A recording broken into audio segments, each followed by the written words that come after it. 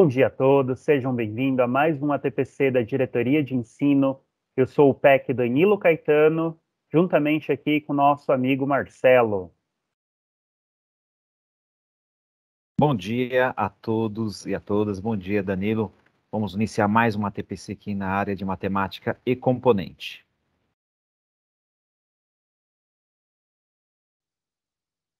Hoje vamos falar um pouco sobre o ensino híbrido. Bem, como vocês podem ver, a nossa pauta está estruturada da seguinte forma: abertura, os objetivos desta ATPC, discorreremos a questão do ensino híbrido, metodologias ativas que foram abordadas nas ATPC anteriores, sugestão de proposta, lembretes e as referências que utilizamos para a construção desta pauta.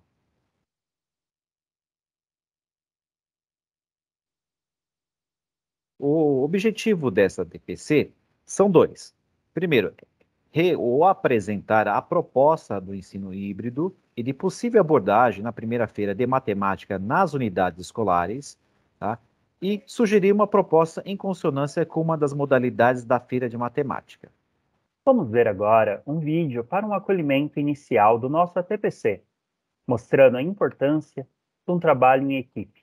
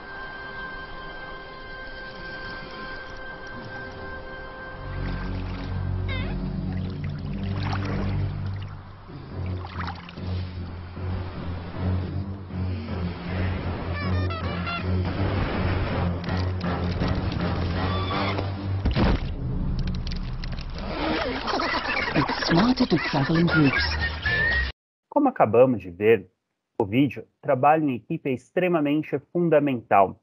A liderança de nossos alunos, o protagonista dele, parte do nosso protagonista sênior, o nosso professor, você. Cada aluno é um líder nato e basta você despertar isso nele.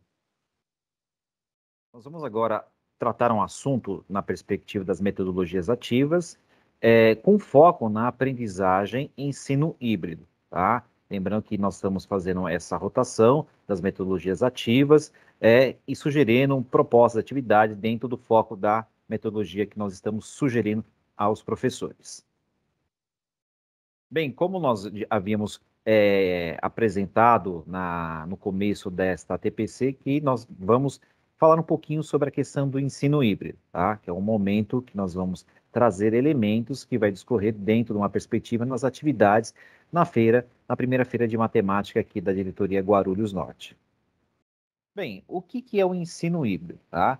É uma metodologia que tem como objetivo, né, avaliar métodos de aprendizado online e presencial, tá? E lembrando que é responsável também por captar o melhor de cada ambiente para potencializar a experiência educativa, tá? Então, nós trazemos para vocês esse elemento teórico, querendo trabalhar nessa perspectiva de, assim, potencializar as habilidades dos estudantes, lembrando que aqui nós vamos ter um foco na primeira feira de matemática, como diz anteriormente, tá? E assim, indicar elementos que possam favorecer a aprendizagem e também aprofundar as habilidades que nós estamos discorrendo com as atividades.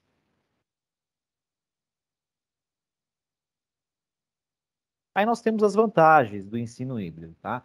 Quais são essas vantagens? Primeiro, é promover uma aprendizagem mais eficaz, motivadora e também personalizar esta aprendizagem. Também alterar a rotina, fazer essa modificação da rotina de estudo dos estudantes. Também promover a autonomia tá, sobre o aprendizagem, lembrando que o estudante ele tem como seu foco a sua aprendizagem e também a aproximação da realidade de cada estudante. Lembra também dentro da proposta da unidade escolar que o professor pode desenvolver desenvolver esta metodologia. E também a questão da personalização do ensino. Então, essas são as vantagens. Lembrando que a questão do uso de metodologias ativas requer um planejamento cuidadoso, tá, do professor em relação a algumas características das atividades. Outras vantagens é que o aprendizado acontece em qualquer lugar, né? Isso pode ser explorado não só no ambiente físico da sala de aula, mas em outros ambientes, tá, de aprendizagem, também ambientes online, lembrando que nós temos plataformas, ambientes digitais, enfim, que possam auxiliar esse processo das aprendizagens e do aprofundamento dessas habilidades e competências, né, com diversos instrumentos, tá, e não limitando os estudantes à sala de aula, tá? Também a questão de tempo para desenvolver ou rever habilidades, tá? Isso também é um aspecto importante para esse desenvolvimento e também aprofundamento, como acabei de dizer anteriormente. Também a questão da aprendizagem diversificada em períodos diferentes, em momentos diferentes, também podemos trabalhar não só com objeto de conhecimento, uma habilidade naquele momento, mas podemos estender em outros momentos diferentes e também em espaços diferentes para ser elencado o processo de ensino e aprendizado do estudante.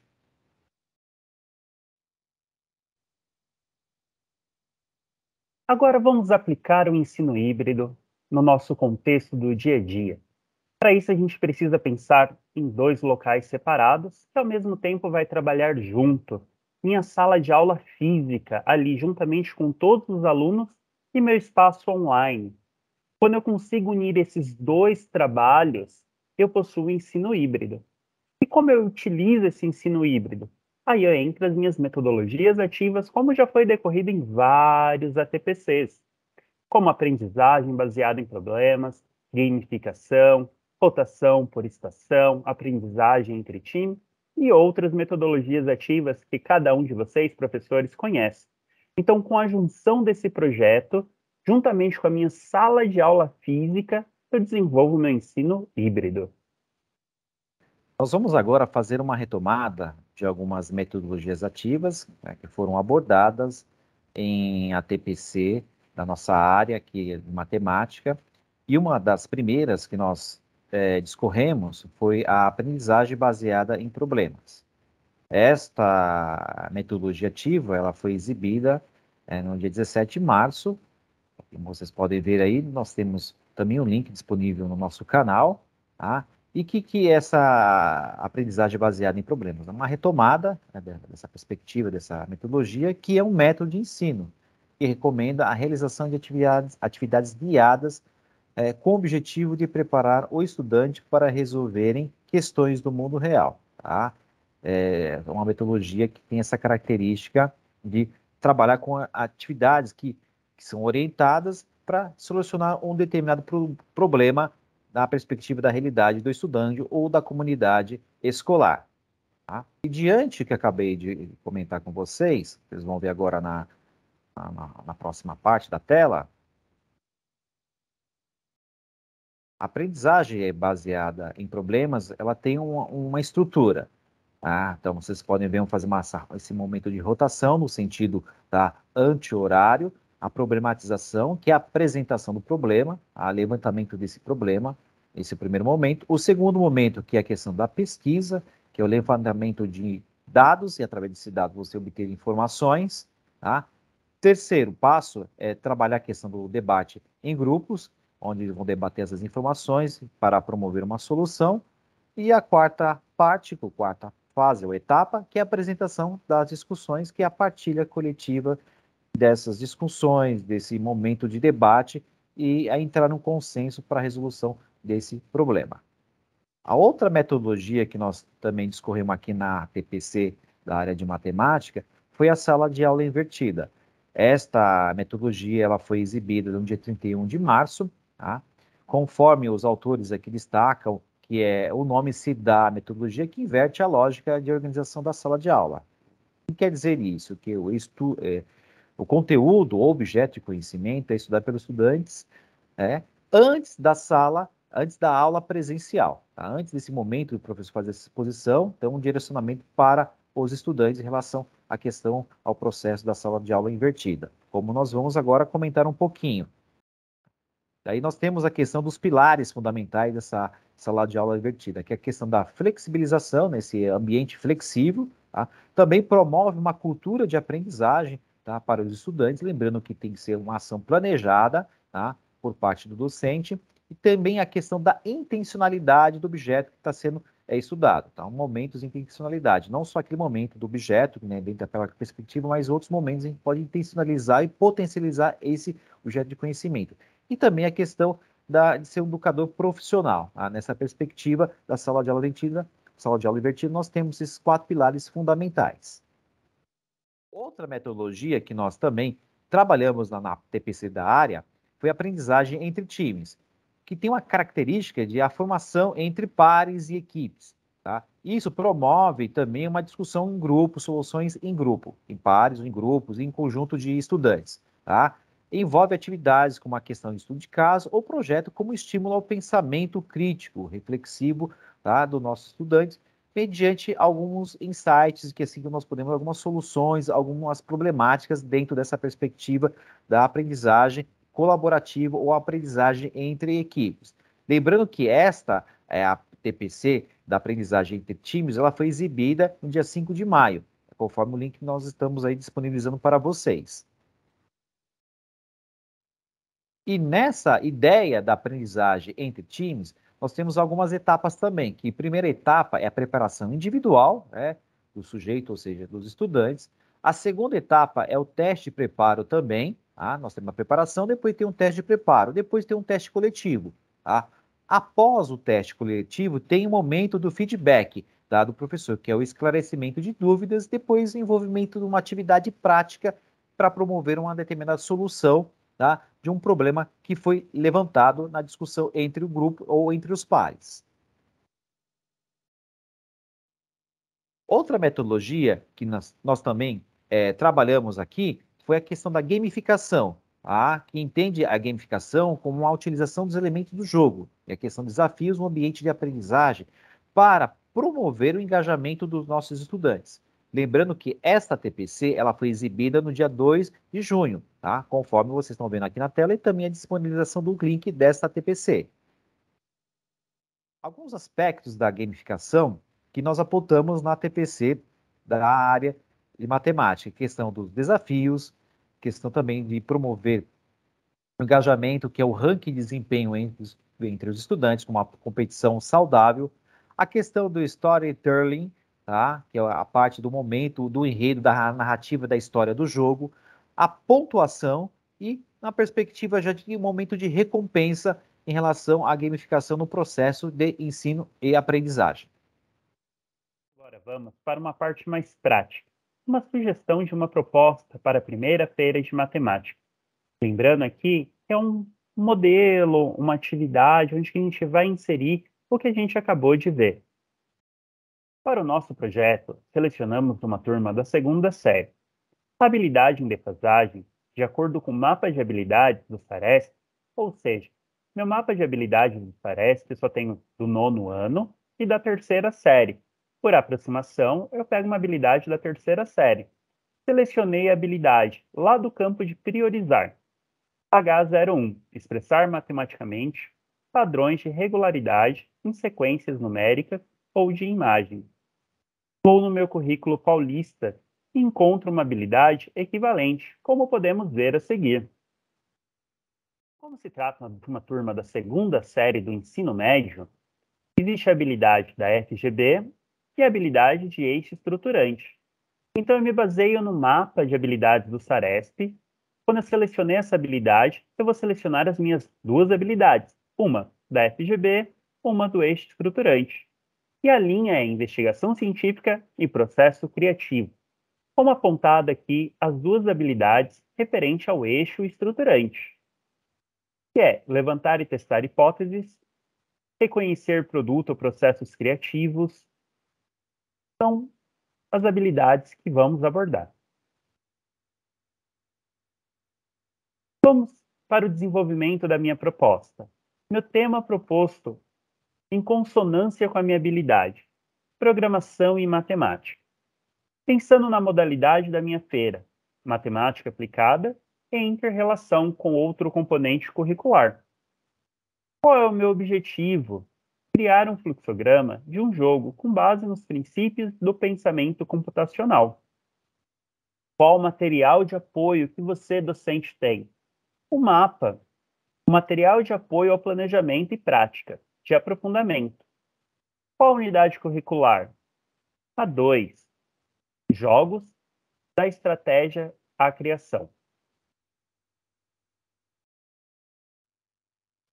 Vamos pensar que antes da minha aula, previamente, o professor vai fazer a criação da turma. Sugerimos o Google Sala de Aula. Mas temos outros aplicativos, como o Padlet, pode ser uma página do Facebook. Para quê? Para a gente colocar previamente os materiais selecionados de arquivo em pastas, divididas por desenvolvimento ao longo de todo o projeto. Por que eu penso isso previamente? Porque quando a gente pensa no ensino híbrido, a gente usa metodologias ativas. E qual é a nossa metodologia ativa desse momento? Sala de aula invertida. Então, já parto do material que eu quero, ou seja, é um auxílio para o meu aluno, para ele poder contextualizar o que eu vou discutir em sala de aula. Um exemplo disso, eu vou criar uma pasta com modelos de regras, textos sobre criação e funcionamento de regras, modelos de jogos, entre outros. Eu vou selecionar o que eu quero para o meu aluno. Outra pasta, como linguagem de programação, listas de vídeo, textos curtos relacionados ao tema, para quando eu for fazer indicações para o aluno, ele ter um referencial de pesquisa. E com modelos maiores, para cada aluno ter um entendimento previamente antes da aula. Na minha primeira aula, o professor vai organizar a sala de aula em uma disposição que permita uma roda de conversa. Comece fazendo os apontamentos como citados anteriormente, e a partir desse momento, o professor começa com perguntas disparadoras que norteiam o começo deste trabalho como: alguém poderia me dizer um jogo simples? Esse jogo tem regras? Como funciona esse jogo? Como você explicaria de forma detalhada esse jogo? É um começo de uma discussão para a nossa primeira aula. Para que isso? Durante esse processo da primeira para a segunda aula, os alunos vão nesse meu momento online, ele vai ler o texto. Para quê? Para a nossa segunda aula ele vir para poder discutir sobre esse assunto. Então, para criar aquele murmurinho, aquele interesse. Então, na minha segunda aula, eu modifico o formato da sala de aula para um semicírculo, como sugestão. Comece com uma retomada do questionário, e agora fazendo as devidas intervenções. Então, eu vou pontuando para chegar onde que eu desejo. Ao final da aula, a gente começa um novo questionário. Porque qual que é a nossa ideia? Não é chegar no fluxograma de um jogo? Então, primeiro, a partir da ideia do que é um jogo. E agora sim, eu começo. O que é um fluxograma? Qual é a relação da construção do jogo com um fluxograma? Como construir um fluxograma? Para começar a análise, para eles autorrefletir sobre esse tema. E correr aquele momento de pesquisa. Lembrando que a gente está abordando aqui uma sala de aula invertida como metodologia. Então, meu aluno vem, a gente faz essa discussão saudável em sala de aula, e a gente vai construindo um caminho. Lembrando que não existe um certo, um errado nessa metodologia no começo.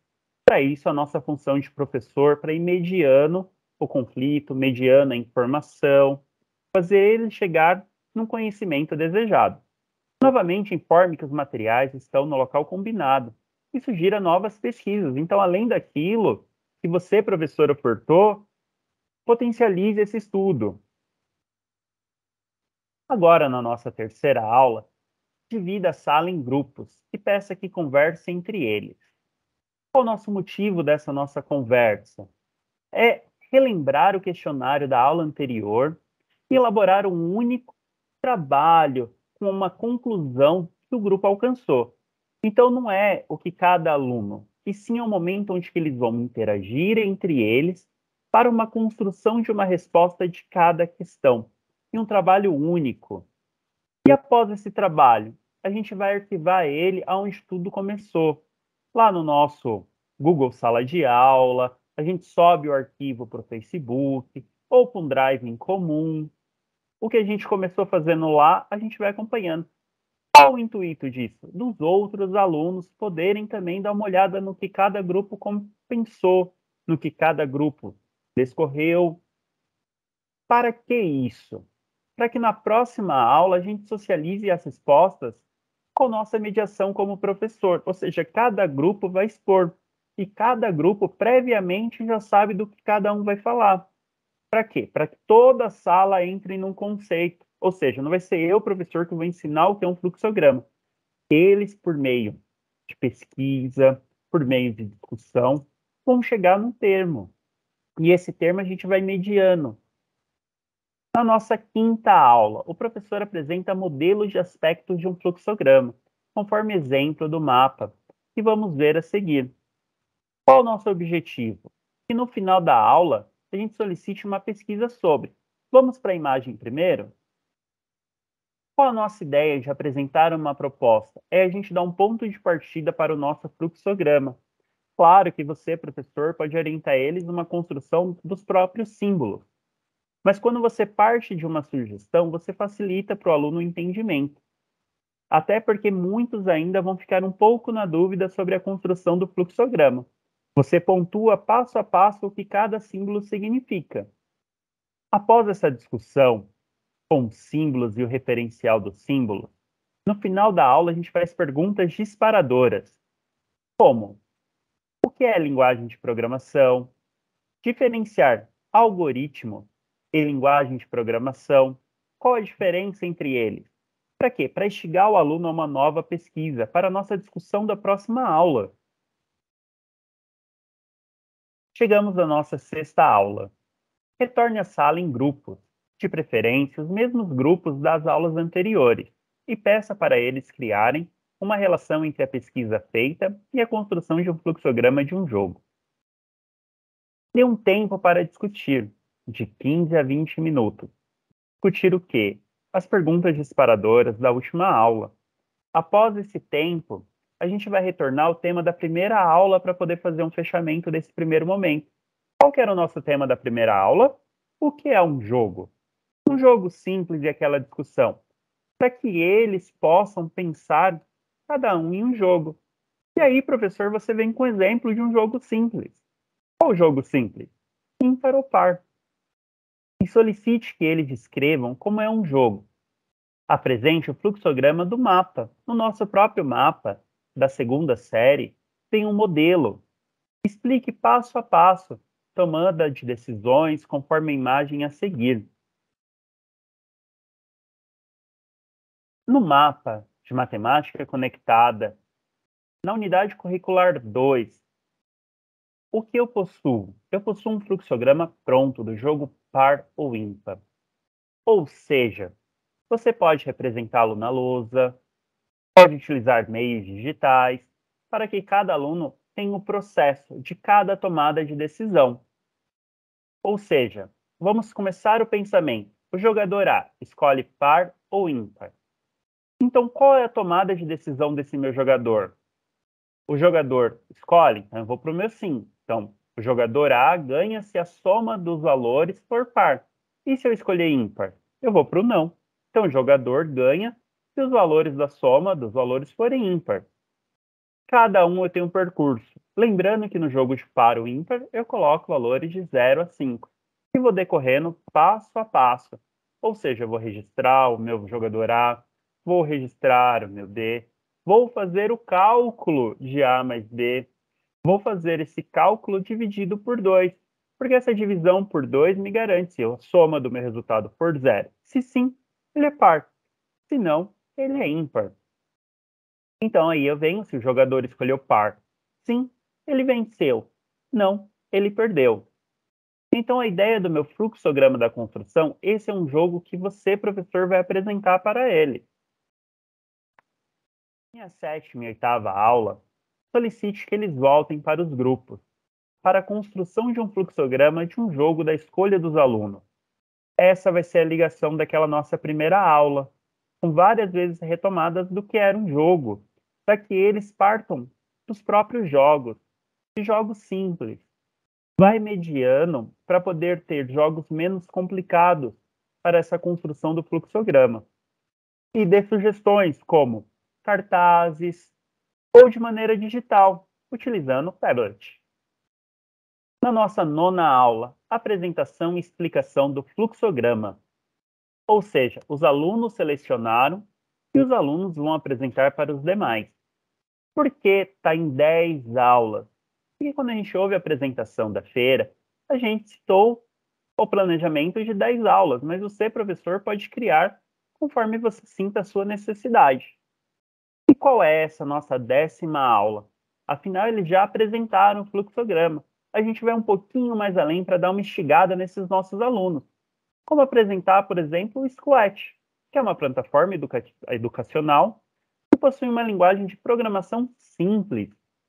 Explique que o fluxograma pode auxiliar na construção de um jogo, utilizando-se dessa plataforma. Descreva as etapas da construção, fazendo uma comparação com a linguagem do Scratch e do fluxograma. Essa é a ligação dos nossos questionamentos sobre linguagem de programação. Vou utilizar o meu fluxograma para minha construção da minha linguagem no Scratch, como veremos num vídeo bem curto de uma partida de par ou ímpar entre eu e o Marcelo. Marcelo, vamos jogar uma partida no Scratch? Olá! Vamos jogar par ou ímpar? Agora, Dino vai fazer perguntas.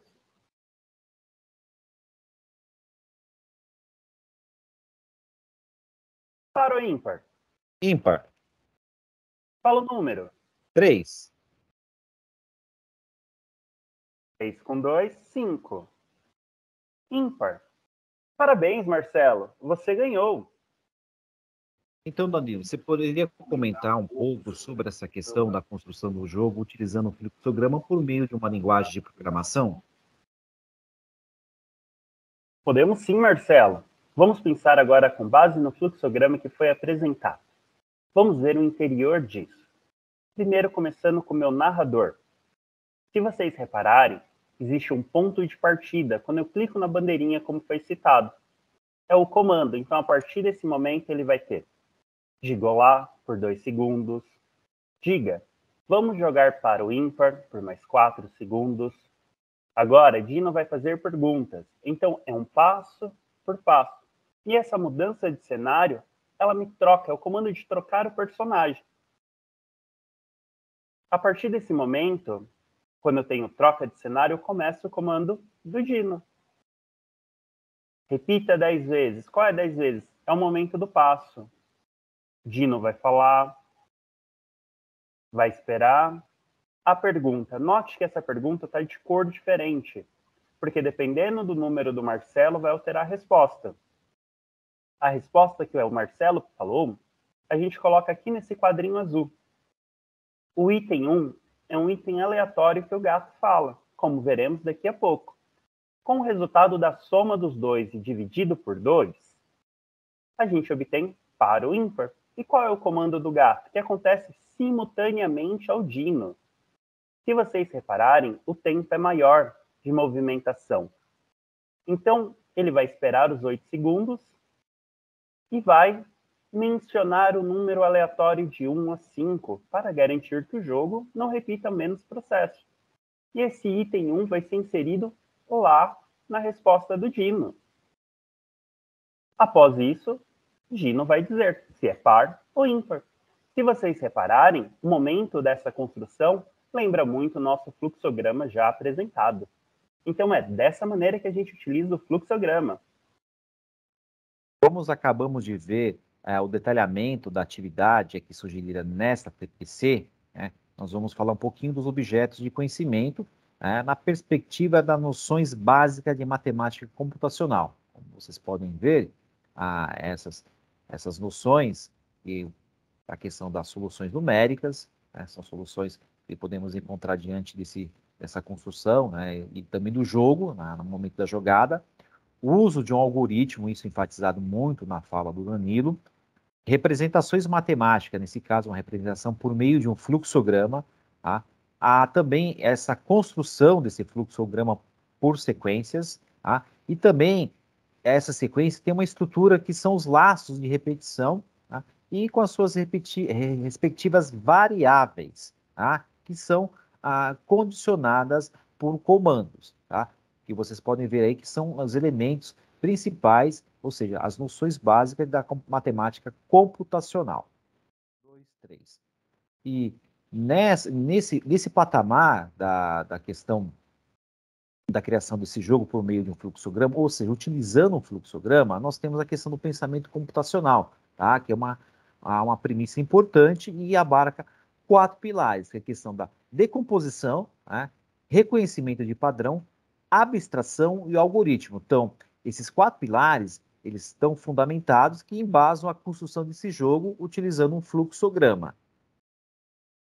Agora, o momento importante que nós não podemos deixar é a questão do registro dos estudantes. Tá? Após a construção ou durante a construção, é importante que esse registro seja uma coisa, seja constante, tá? E uma prática dos estudantes.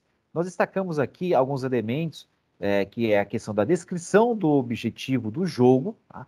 Construção em uma linguagem materna do fluxograma, o registro em linguagem matemática, não só a questão da linguagem de programação, mas também fazer essa transposição entre a linguagem matemática e a linguagem de programação, e a troca dos registros entre os estudantes, né, para verificar pontos de atenção, o que pode ser acrescentado ou não, né, com esses registros.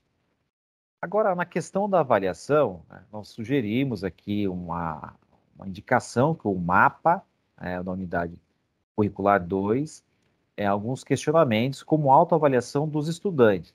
A questão do desenvolvimento do fluxograma, como vocês podem ver aí, são alguns questionamentos. O professor também pode complementar com outros questionamentos para que o aluno possa fazer essa autoavaliação. E também o professor autoavaliar o decurso ou percorrer da sua aula e no desenvolvimento da atividade no que tange a questão da criação do fluxograma, tá? E também da criação do jogo por meio de um fluxograma. Estamos caminhando para os momentos finais do nosso ATPC. E aqui alguns lembretes importantes do nosso campo de área. A lista da segunda fase da UBNEP já se encontra no site. Então converse com o seu coordenador. Olhe você também, professor, e veja se cada turma que foi indicada para a segunda fase, o local, e oriente seus alunos. Agora, um outro lembrete importante da nossa primeira feira de matemática da Diretoria de Ensino Guarulhos Norte. Pensando nesse novo olhar, a gente solicita que continuamente aconteçam os registros de cada ação desenvolvida, para que no final a construção do projeto fique mais fácil. E também evidências como foto e filmagem ao longo de todo o processo. É extremamente importante para a nossa construção desse projeto. Caso vocês queiram um aprofundamento sobre a questão da construção do jogo, aqui que nós apresentamos, tem um Saiba Mais com as referências, né? Tutorial como o jogo do par ou ímpar do Scratch, tá? Aula no Scratch, problemas de matemática, programação em Scratch e trabalho em equipe. Aqui apresentamos as nossas referências que foram utilizadas para a construção desta ATPC. Aproveito o momento, deixo aqui minha despedida, bom trabalho a todos e a todas. Passo a palavra ao Danilo. Agradeço a oportunidade, mais uma vez, de estar presente aqui nesse ATPC. Agradeço ao Marcelo, agradeço ao Paulo. Desejo a todos um ótimo término de trabalho. E me despeço por aqui. Até o nosso próximo ATPC.